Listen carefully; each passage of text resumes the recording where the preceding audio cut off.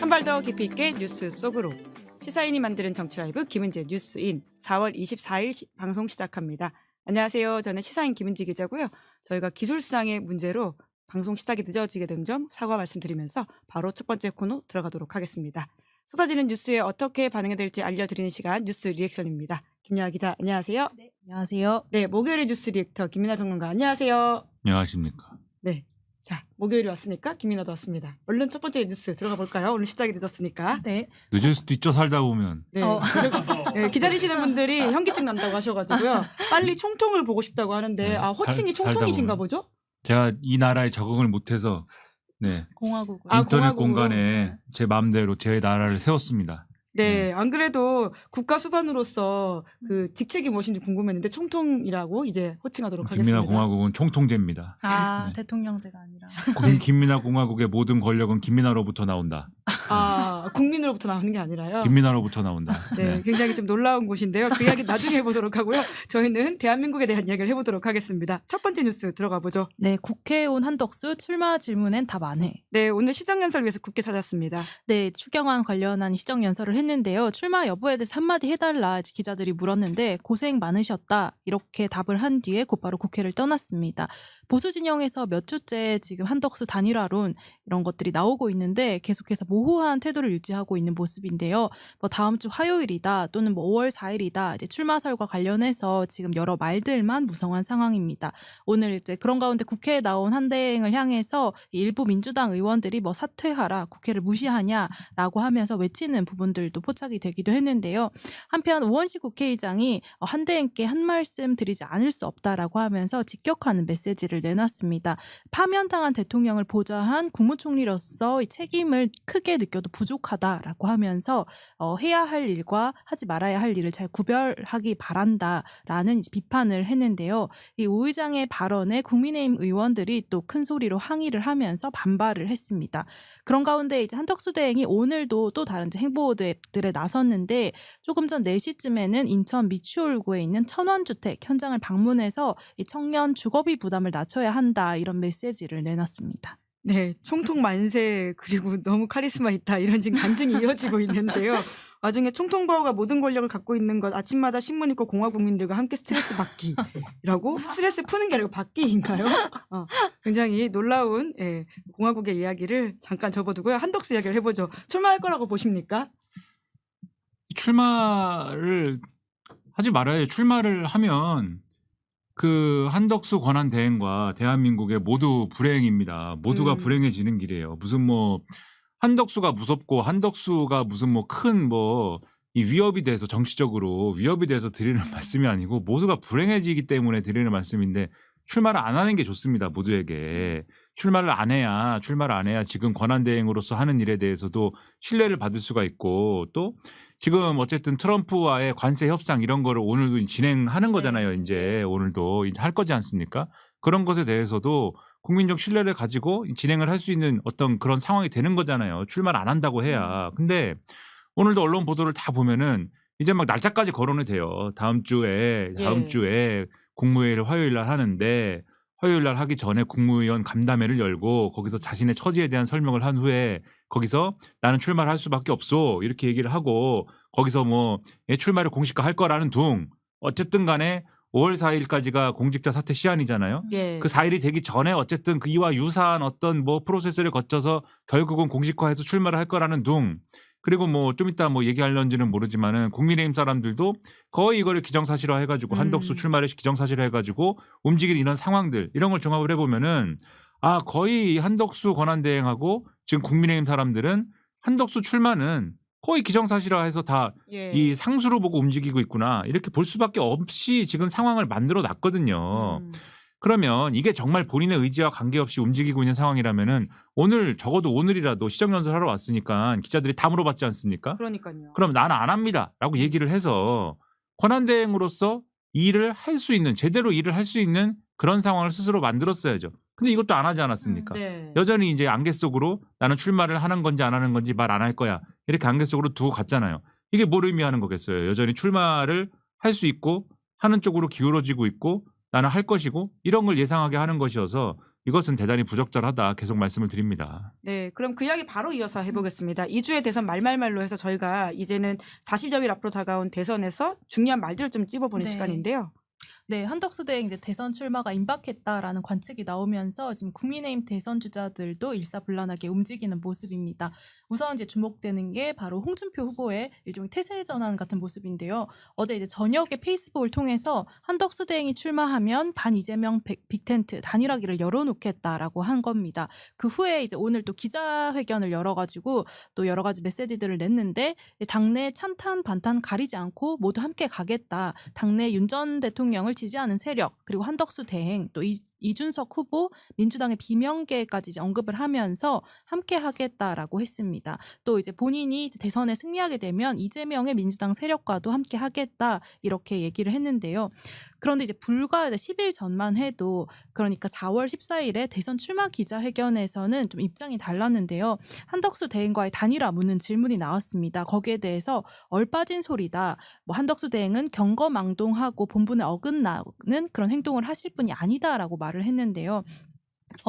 무엇보다 이제 윤석열 정부가 탄핵이 됐는데 거기에 이제 총리로서 제일 첫째 책임자다. 그런 분이 대선에 나온다고 생각하는 것 자체가 비상식이고 그런 걸 추진하는 것들이 이제 몰상식이다라고 하면서 굉장히 강한 어조로 비판을 했습니다.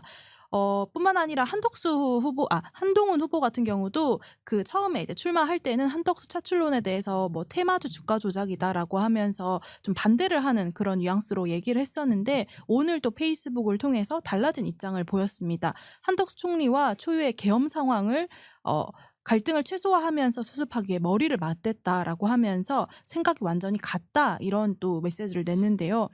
빅텐트의 문을 좀 열어두겠다라는 취지로도 읽히는데 다만 이제 안철수 후보만은 좀 입장이 달랐습니다. 한대행 출마는 책임을 져버리는 일이라고 하면서 한덕수 출마에 대해서 윤 전 대통령의 재출마와 다르지 않고 결코 이재명을 막을 수 없다라고 반박을 했습니다. 네, 상황이 이렇다 보니까 김영하 기자가 너무 어찌러찌하다라는 말까지 하고 있더라고요. 열흘 전과는 너무 입장이 달라가지고 이 사람들의 이야기가 헷갈린다라는 이야기를 저희끼리 하기도 했었었는데요. 댓글창에 왜 저렇게 덕수아리를 하는 거냐 총통 이런 질문이 있습니다. 두 사람은 왜 갑자기 입장이 바뀌었다고 보십니까? 뭐 삶이 그런 거예요 원래. 네. 어떤 인간의 삶을 초월하는 태도를 가지지 못해서? 뭐 오늘은 얘기하고 내일은 저 얘기하고 뭐. 그럼 안철수 후보는 왜 그럼 일관되게 지금 이야기하고 있잖아요. 나는 저기다 이거죠. 지금 이름이 말이 이상하네. 반반 탄핵이다 이거죠. 반반이요? 그러니까 이게 한덕수라는 상징이 지금 뭐냐면 지금 왜 갑자기 홍준표고 누구고 다 왜 한덕수 환영합니다 이걸 왜 하고 있냐면 지금 이 사람들이 지금 맞닥뜨려야 될 당내에 지금 이제 갈등선이 뭐냐면 찬탄이냐 반탄이냐 이거잖아요. 예. 이걸 해야 되는데 이 얘기를 하는 것 자체가 사실은 이제는 저는 따지는 것 자체가 의미가 없다고 보지만 어쨌든 국민의힘 사람들의 맥락에서는 본선 경쟁력의 이제 마이너스 요소입니다. 그렇죠? 더 이상 무슨 탄핵에 대한 찬성이냐 반대냐를 왜 논합니까? 논할 필요가 없는 거잖아요. 근데 당내 여론 지형상 논할 수밖에 없게 돼 있습니다. 왜냐하면 계산을 해보면 오늘도 조선일보가 계산을 한번 해봤던데 이 탄핵 반대 여론이 아직도 당내 한 60 정도 될 것이고 탄핵 찬성 여론이 다 끌어모아봐야 40 정도나 될 것이다. 네. 이게 결론이에요. 6대 4다 아직도 여론은. 그래서 결과적으로는 이기려면 탄핵 반대 여론은 안고 가야 돼요. 예, 이기려면. 근데 그러면 이 경선에서 결국 2차 경선 그다음에 결선 이렇게 해야 되는데 경선에서 야 윤석열 탄핵은 정말 억울한 일이야. 윤석열 살려내자. 이렇게 해가지고 경선 치를 거냐. 그럴 수 없지 않습니까? 그럴 수 없는데 여기서 한덕수가 꼭 필요해요. 그래서 왜 필요하냐. 이 경선 국면에서 이 윤석열 탄핵 반대하는 사람들이 또 뭘 원하냐면 지금 한덕수를 원합니다. 또 한덕수가 뭘 해야 돼. 이렇게 생각합니다. 희한하게도. 그래서 김문수의 지지율이 올라가서 고점을 찍은 다음에 한덕수 차출설, 한덕수 대망론이 나온 다음에 이 지지율이 꺾여요. 김문수를 지지해야 되는 사람들이 한덕수가 나온다고? 그러면서 한덕수를 지지해요로 다 가는 바람에 지지율이 꺾입니다. 김문수에 대한 기대감이 없어지면서. 예. 그러니까 이 계층이 한덕수를 지지하기 때문에 지금 그래서 홍준표 등은 뭘 노리고 있는 거냐? 윤석열 탄핵은 억울합니다. 윤석열 탄핵은 부당했습니다. 이 얘기를 하지 않고 대신에 한덕수가 좋아요. 이 얘기를 하면서 네. 이 계층에 윤석열을 좋아하는 사람들에게 어필을 하고 있는 거예요. 그러니까 탄핵에 대한 얘기를 하지 않고도 이 윤석열을 좋아하는 사람들에게 어필할 수 있는 수단을 지금 찾은 거죠. 그게 한덕수인 거죠. 그런데 안철수는 지금 그거를 할 단계가 아닙니다. 그거를 할 단계가 아니고 한동훈 거를 뺏어와야 되는 거잖아요.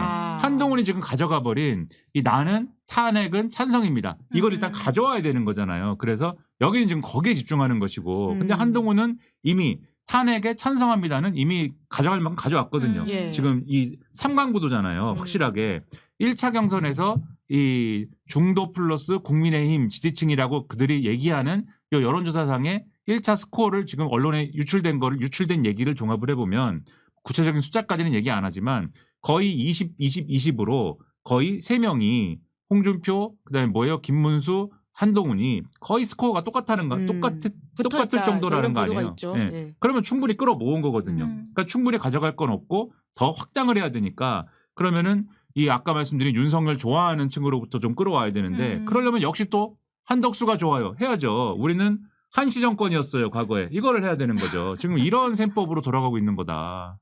네. 결국 본선 경쟁력은 생각하지 않는 건가라는 생각이 근데 들긴 하네요. 본선 경쟁력을 일부 생각한 거죠.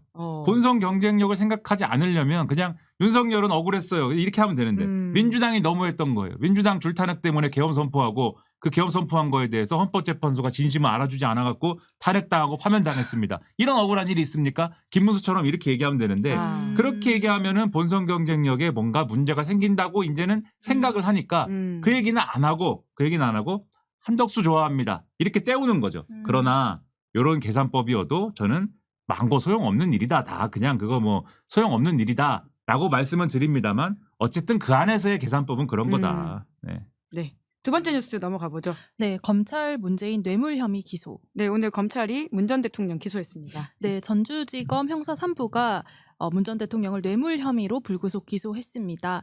이상직 전 의원이 2018년 3월 중소벤처기업진흥공단 이사장에 임명된 것과 또 문 전 대통령의 사위 서모 씨가 4개월 뒤에 타이 이스타젯의 전무이사로 채용된 것 사이에 뇌물 연관성이 있다라고 보고 이제 검찰이 수사를 해왔는데요. 2018년 7월부터 약 2년간 이 사위 서 씨와 문 전 대통령의 딸 다혜 씨가 급여와 또 주거비 명목으로 총 2억 1,700만 원을 받았는데 이것이 이상직 전 의원이 문 전 대통령에게 건넨 뇌물이다라는 게 이 검찰의 판단입니다.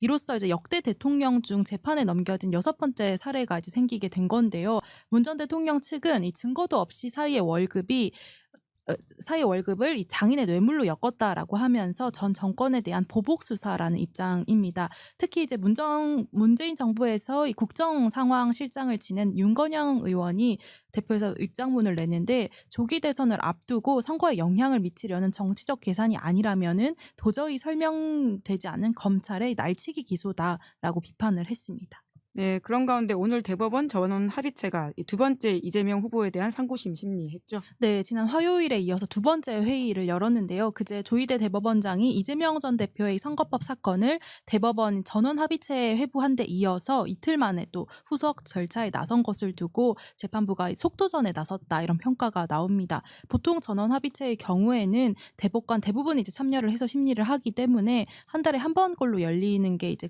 통상적인 거였는데 벌써 이제 2차 기일을 진행하고 있기 때문인데요. 어쨌든 지금 대선이 40여일 남은 상황이어서 대선 막판에 변수가 될 것으로 주목이 되고 있습니다. 그런 가운데 어제 민주당과 조국혁신당 소속의 법사위원들이 대법원의 이러한 모습이 변침이다라고 해석을 했는데요. 그간 목격하지 못했던 관행이며 또 예외적인 패턴이다. 그렇기 때문에 어떤 정치적인 고려가 반영되어 있는 것이 아닌가 의심하고 있다라는 이 이제 성명문을 냈는데 여기에 대해서 국민의힘 권성동 원내대표는 이 사법부 신뢰를 회복하는 첫걸음이 아니냐라고 반박을 하면서 민주당도 무죄를 믿는다면 오히려 쌍수를 들고 환영해야 한다라고 비판을 했습니다. 지금으로서는 이제 대법원이 대선 전에 이재명 전 대표의 공직선거법 사건에 결론을 낼지가 초미의 관심사가 됐는데 무죄를 확정할 경우에는 이재명 후보의 사법 리스크가 아무래도 좀 가벼워지겠지만은 유죄 취지에 파기환송을 하게 되면은 정치적인 공방이 커질 것으로 보입니다. 네, 먼저 대법원이 선거 앞두고 결정을 할 것으로 보이십니까? 그건 모르죠 뭐. 네. 예측을 한번 해주신다면요. 공화국 그 시민들한테.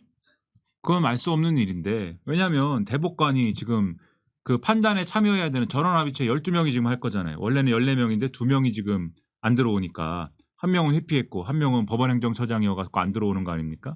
12명이 할 건데 12명이 합의가 돼야 되는 건데 그게 뭐 어떻게 될지 어떻게 합니까? 근데 확실한 거는 대법원장은 빨리 하고 싶다. 이거는 확실한 것 같아요. 다 불확실한데 결론이 어떻게 날 거냐도 불확실한 것이고 일정이 어떻게 날 것이냐 앞으로 이건 예. 다 불확실한데 재판장 역할을 하는 조희대 대법원장은 이거를 빨리 결론 내고 싶어 한다. 이것만큼은 확실합니다. 그러면 거기 있는 대법관들이 야, 이 대법원장이 뭐라고 하든지 말든지 간에 난 따져볼 게 너무 많아. 이럴 거냐. 이 선거법 사건이 그렇게 쟁점이 복잡하다라고 볼 수는 없다라는 거예요. 모든 법 전문가들이 그렇게 얘기를 합니다. 그러면 모든 사람들이 거기에 동의를 하고 있으면 그러면 이거는 결론이 빨리 날 가능성은 법리적으로만 봤을 때는 높다. 그렇게 보는데 가장 이게 결론이 빨리 날 수밖에 없는 이 루트는 어떤 거냐면은 그냥 무죄를 확정을 하는 거예요. 예. 만약에 대법관들의 의견이 다 무죄를 확정하는 게 맞다라는 결론이면은 이거는 제가 볼 때는 결론이 빨리 날 겁니다. 그래서 대선 전에 그냥 결론 날 거예요. 그래서 무죄 확정이다. 그러면 이재명 전 대표는 뭐 이걸로 완전히 터는 거죠. 선거법 위반 사건은 그냥 털고 가는 거죠. 그리고 지금도 그렇지 않아도 어쨌든 사법 리스크 얘기는 쑥 들어갔는데 뭐 날개를 달고 가는 거 아니겠습니까? 그렇게 되는 것이고 만약에 유죄 취지 파기환송하는 것이다. 이런 쪽으로 만약에 논의가 가게 되면은 대법원이 그 결정하기는 상당히 부담스럽겠죠. 왜냐하면 지금 어쨌든 간에 선거를 해야 되는데 대선을 치러야 되는데 유력한 대선 주자에 대해서 이 정치적 논란이 될 만한 혹을 하나를 딱 붙여주는 거 아니에요 지금. 그것도 조희대 대법원장이 상당히 이례적이네 이거는 라는 평가를 받는 절차를 몇 가지를 하고 나서 이게 원래는 소부에서 좀 논의를 하다가 이거는 대법원 전원합의체로 넘기자라는 절차를 거쳐가지고 넘겨야 되는데 그냥 대법원장이 이례적으로 그냥 직권으로 갖고 온 사건 아닙니까? 빨리 하려고 633 원칙 선거법 633에다가 넣으려고 이렇게 갖고 온 사건이기 때문에 그러면 저렇게 빨리 한 게 의도가 뭐였어? 유죄 취지 파기환송하려고 그런 거구나. 얘기가 이렇게 나올 거 아니에요? 그리고 유죄 취지로 파기환송을 하는 순간 국민의힘은 할 말이 많이 생기는 거죠. 거봐라. 이재명 유죄 취지로 이게 판결이 나와가지고 고법 갔다가 다시 대법 갔다가 이렇게 해야 돼서 대선 전에는 결론이 안 나겠지만 그러면 대통령이 되더라도 대통령이 됐을 때 재판이 진행돼야 돼 말아야 돼. 이 얘기를 또 하고 재판은 진행돼야 할 것이다. 그리고 재판이 진행되면서 유죄 판결이 날 것이다. 유죄 판결이 확정이 되면 대통령직을 상실할 것이다. 그런 사람을 대통령으로 뽑아야 될까요? 이걸 또 할 거 아닙니까? 할 말 있게 만들어주는 거잖아요. 그런 결정을 쉽게 할 수 있을 것이냐. 저는 이제 쉽게 할 수 없을 것 같아서 그러면 절차가 공전될 수 있다. 그러면 쉽게 결론 못 내리고 늘어질 수 있는 그런 상황이 될 것 같아서 그럴 경우도 있고 그래서 어느 쪽으로 갈 건지는 아직 확증은 할 수 없는데 뭐 이럴 거야라고 확답할 수는 없는데 그러나 어쨌든 대법원장이 빨리 하고 싶어하는 것만은 분명하다. 네. 아무래도 이 계엄을 겪고 또 게다가 윤석열 구속 취소라고 하는 이례적인 상황을 겪다 보니까 많은 시민들이 사법 엘리트에 대한 좀 신뢰가 떨어져서 이 정치에 개입하는 게 아니냐는 걱정을 지금 댓글창에서도 하고 계시거든요. 그런 점은 있어요. 이 대법관 12명 중에 약간 좀 뭐랄까 쏠림 현상은 걱정할 수도 있습니다. 대법관 12명 중에 지금 2명은 문재인 정권 때 지명된 사람들이고 10명이 윤석열 정권 때 지금 지명된 사람들이거든요. 그러니까는 기울어졌다. 이런 감각을 가질 수 있는데 어쨌든 뭐 제가 볼 때는 이게 아주 부담스러운 그러한 결정을 하기에는 지금 상황이 이 대법원 입장에서는 녹록지 않겠지만 지금 걱정하시는 대로 계속해서 주시할 필요는 있겠죠. 네. 그리고 오늘 또 문재인 전 대통령에 대한 뇌물 혐의 기소가 있었는데요. 이에 대해서는 좀 어떻게 코멘트해 주시겠어요? 일단 법적인 부분은 이후에 이제 재판이나 이런 걸 통해서 정확하게 확인이 될 거라고 보지만 저는 기소를 한 이유에 대해서 검찰이 설명을 하던데 이런 식으로 설명을 합니다. 과거 판례 이명박 박근혜 판례를 보면은 현직 대통령한테 이 금전을 공유한 것만으로도 어쨌든 뇌물 혐의는 성립을 하는 것이고 그리고 또 공천이라든가 이런 것들을 대통령이 어쨌든 권한을 행사한 것만으로도 그러니까 그 관련된 간접적인 뭔가를 한 것만으로도 대통령의 직무에 속하는 것이기 때문에 그 두 개를 연결하면은 이게 뇌물 이게 대가성이나 이런 것들이 그리고 대통령이 구체적으로 직무에 대해서 권한 행사를 했는지를 확인했느냐의 여부를 증명하지 않아도 이게 이제 죄가 성립이 된다 뭐 이런 논리거든요.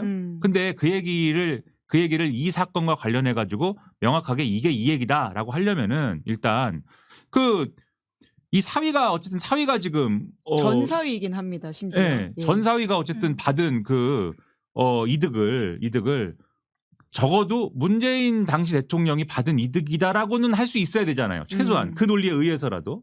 근데 이거는 일단 전 사위인데 어쨌든 그 당시에 부부 관계였는지 제가 정확히 모르겠는데 적어도 다혜 씨가 받은 걸로 할 수는 있다 칩시다. 그러면 또 여기서 하나 더 필요해요. 다혜 씨가 받은 거를 문재인 대통령이 당시 대통령이 받은 걸로 또 칠 수가 있어야 되는데, 그러니까 지금 몇 겹이 있어요 지금. 여러 고개를 넘어야 된다. 요 고개를 넘어야 되는 게 하나가 있고, 그 다음에 직무 행사와 관련돼서도 이게 또 하나가 중진공 이사장으로 했다가 공천을 받을 수 있도록 면직을 시켜줬다. 이거가 이제 공천을 받을 수 있도록 길을 열어준 행위로 다 이게 의율이 되는 거냐, 이거를 증명해야 되는데, 그래서 이게 쉬운 사건이 아닌 것 같아요. 제가 볼 땐 재판에 가서 유죄가 증명되기가. 네. 그래서 무리한 기소다라고 하는 그러한 주장이 제가 볼 때는 일리가 없는 얘기 아니다. 그리고 기소할 때까지 거의 이게 뭐 1200일인가 걸린 거잖아요 지금. 그런 거를 봐도 이게 무리한 기소다라는 평가가 안 나올 수 없는 사건이다라는 생각이 들고, 그럼 어쨌든 그게 정말로 무리한 기소인지 아닌지는 저 같은 이제 뭐 법 비전문가가 얘기해봐야 뭐 못 믿으실 분들도 많으니까 재판 가서 밝혀질 일이다, 일단 이렇게 생각이 들고, 정치적인 맥락이 없는 것 같지 않다, 일단 이런 생각이 듭니다. 지금 이제 일단 법적인 부분을 말씀드렸고, 정치적인 맥락이 뭐가 일단 생각이 나냐면, 최근에 감사원까지 같이 해가지고 문재인 때리기를 막 쭉 하고 있어요. 지난주에 뭘 했냐면은 조선일보 1면 해가지고 뭘 했냐면은 그 통계 조작 논란 있잖아요. 이 부동산 관련 통계하고 소득 관련 통계, 이거 지난 정권에서 문재인 정권에서 한참 논란했던 건데, 그걸 감사원이 이제 원래도 중간 조사 결과 발표를 해가지고 몇 명 이제 재판에 넘기고 이렇게 하도록 했던 거, 이 검찰이 수사를 하도록 해서 이렇게 넘겼던 거를 또 최종 결과를 발표해가지고 조선일보 1면에 나게 해가지고 그거를 박정원 의원이 이거 신문 들고 와가지고 이거 났습니다 이렇게 해가지고 이제 국회에서 논란이 되고 이랬던 거 아니에요? 그래서 이재명 전 대표를 지금 계속 이제 때렸는데 예. 이게 별로 소용이 없잖아요 지금. 지금 여론조사상 지지율이 지금 모 여론조사에서도 그렇고 계속 올라가는 상승세이긴 추세니까 하죠. 예. 중도를 다 뺏겨가지고 지금 조선일보가 울고 있는 그런 상황인데, 그러다 보니까 전 정권에 대한 그러한 이 약점까지 다 통틀어가지고 지금 반문 전선 복구 프로젝트가 지금 가동 중인 상황으로 저는 생각을 하거든요. 오늘 조선일보 1면도 그거예요.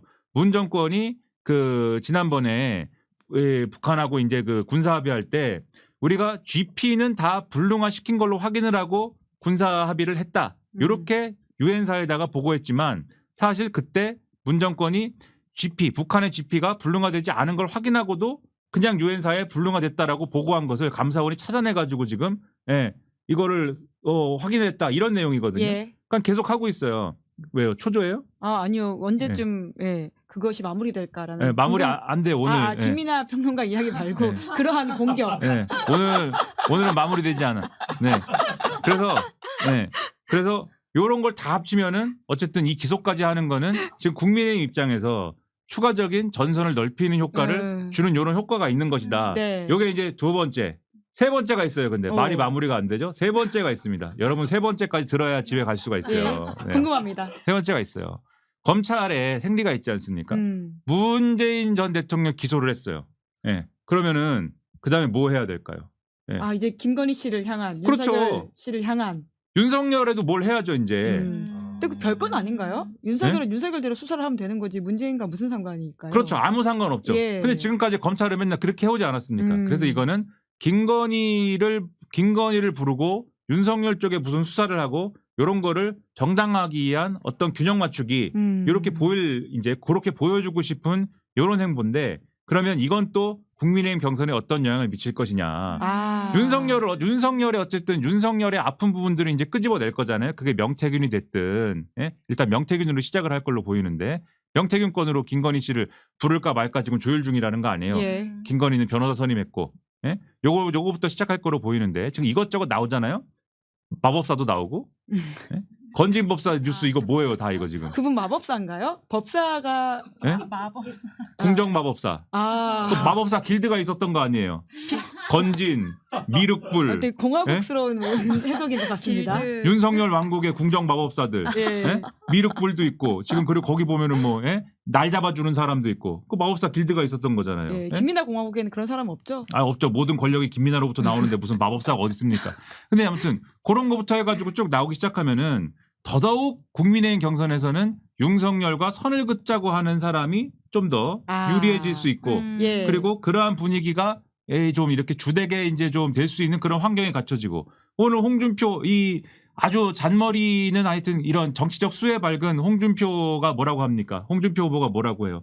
나는 찬탄이든 반탄이든 다 같이 가야 하고 그래서 한덕수도 같이 가야 되고 심지어 홍준표 정부에서는 이재용도 같이 가야 된다. 예, 이렇게 얘기하잖아요. 이게 뭐겠습니까? 이게 뭐겠어요? 이런 얘기를 왜 하겠습니까? 그리고 그 얘기했더니 갑자기 한동훈이 손을 들고 어떻게 이재명까지 같이 가자고 합니까? 조국 수옥에 이어서 이제는 친명까지 합니까? 이러잖아요. 예? 예, 그러면 뭐지? 한동훈 정부가 되면은 그러면 이재명은 잡혀가는 겁니까? 아무튼 간에 예, 요런 얘기들이 갈래가 이게 가르마가 이렇게 맞아 들어가는 요런 부분이 검찰의 수사에서도 사실은 보여지는 부분이 있다. 오. 네, 요런 게 저는 맞물려 돌아가는 듯한 그러한 모습이 나타나고 있다. 이런 예. 생각이 든다는 겁니다. 검찰이 그럼 국민의힘 선거운동을 해주고 있다 이렇게 보고 계시는 거예요? 정확히는 선거운동이라기보다는 예. 국민의힘의 이 어떤 경선의 방향이나 이런 것들을 좀 물기를 잡아주는 듯한 효과를 예. 내고 있는 그러한 것이 자신들이 의도했는지 의도하지 않았는지까지는 제가 뭐 말하지 않겠지만은 그러한 방향을 잡아주고 있는 것처럼 보인다. 그리고 그것은 예. 어떤 특정 후보에게는 좋은 일이 될 수도 있다. 결과적으로 한동훈한테 좋은 일이 될 수 있다 이런 해석으로 들리긴 합니다. 지금 좋겠죠. 그래서 이렇게 가면은 윤석열 수사하고 이러면 좋겠죠. 윤석열 수사하고 문재인 전 대통령 수사를 하면 야. 한동훈 입장에서는 좋겠죠. 구도가. 네, 참 검찰에 대한 이야기는 해도 끝이 없을 것 같다는 생각이 드는데요. 그 이야기는 김총통과 다음 주에 다시 해보도록 하겠습니다. 그럼 두 분 수고 많으셨습니다. 고맙습니다. 감사합니다. 네, 저는 광고하겠습니다. 무조건 써야 하는 인터넷 휴대폰 정수기 렌탈, 의외로 매월 나가는 요금